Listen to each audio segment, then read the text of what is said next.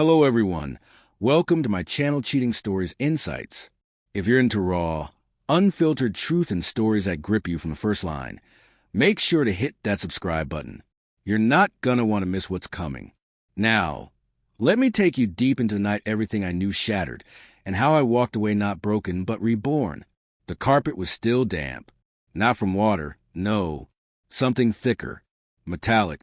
That coppery scent hit first, sharp and jarring, seeping into my skin as I stood barefoot, motionless. The overhead fan made a dying sound as it spun, slicing the thick air into uneven pieces of silence. I hadn't moved in 10 minutes, maybe 20. Time had lost its grip. It wasn't counted in seconds anymore. It was pulsing now, measured in heartbeats, each one louder, heavier, splintered. The door was ajar, slightly open, barely a crack. That alone should have been the sign. But it wasn't the door that crushed me. It was the belt, draped so casually around the brass bedpost. Thin, sleek, polished stitching. Definitely not mine. A soft gleam on the buckle caught my eye. Initials subtle but unmistakable. J.H. I knew a J.H.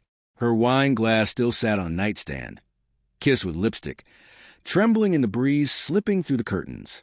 Red stains danced on the walls as if mocking me. My wife's wine. Their wine. The scent of her perfume, usually so comforting, now mixed with something foreign. His cologne, embedded into the mattress, etched into the sweat of the sheets. I could feel where he'd been inside her, inside this room, inside the life I thought was ours.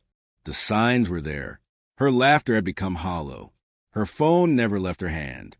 And that smile, that half-hearted curve of her lips every time I told her I love you. I saw it all now. Each moment like broken glass I had been walking over, convincing myself it was carpet.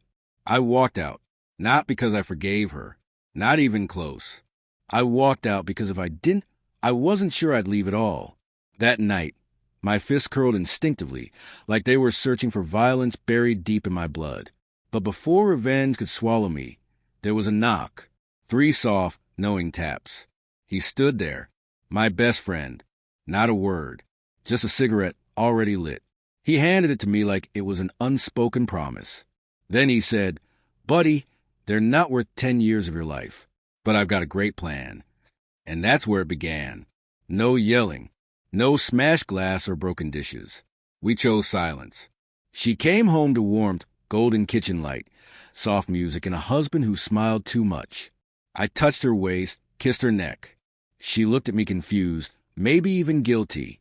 She didn't realize I had already started digging graves. With a grin, we gave the affair space to breathe. Let it fester. Let it grow just enough to collapse under its own weight.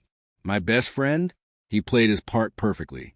Got close to J.H., learned his movements, mapped his world. And we found the chink in the armor. He was married, too, with kids. A job hanging by a thread. We didn't destroy him. That's too loud. We expose him. One message, a screen recording, a chain of flirty texts. Just enough to poison his home life, fracture his marriage. Anonymous, of course. No fingerprints.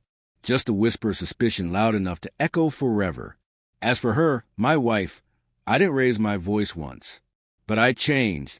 Cold, calculated shifts. I stopped seeking her touch, stopped giving her pieces of me. I gave her the thing she claimed to want most, space. But in that space, I built a maze she couldn't navigate. New clothes, new routines, long drives, nights out, no explanations. She grew curious, then anxious, then paranoid. Jealousy has a scent, and I wore it like a second skin. I didn't leave the house, didn't cheat. That's not how this works. I wanted her to watch herself unravel. Then came the party. The big one. Everyone who mattered to her was there. Clients, friends, people who thought she was perfect. I walked in late, confident, composed, with someone else on my arm. Just a friend, but stunning and intentional. I didn't need to say a word. I watched my wife from across the room, watched her smile crack, her eye twitch, her grip tighten on her lover's hand. Not from love, from panic. Right as she leaned in to whisper what was probably a lie, the lights dimmed, and then the screen lit up. A slideshow, photos of our vacations, old candids, her and me laughing before the cracks. Nostalgia that stung. Then it hit, a screenshot. Her name, her words, a timestamp that made her stories impossible to explain. The room changed. The air went sharp. She turned to me. I didn't look angry. I looked free. That's what broke her. No chaos, no screaming, just peace. She realized in that moment she hadn't just cheated on a man. She'd lost him. And worse, he didn't want her back. The fallout? Whisper quiet. No dramatic exits. Just a fading presence. JH vanished from town. She lingered, hoping for a fight, hoping I'd care enough to yell. I didn't. I moved into the guest room, started living in present tense. She became past. Eventually, she left. No slammed doors, just folded clothes and a sealed envelope with nothing inside but silence. I didn't chase her. I didn't need to. That belt? It still hangs inside my closet, not as a trophy, as a reminder of how patience buries betrayal deeper than rage ever could. I didn't seek justice. I found clarity, because the real revenge, it isn't in breaking them. It's in letting them rot in the hole they dug for you, while you learn to bloom in the dirt they thought would bury you. And that is how you come back stronger.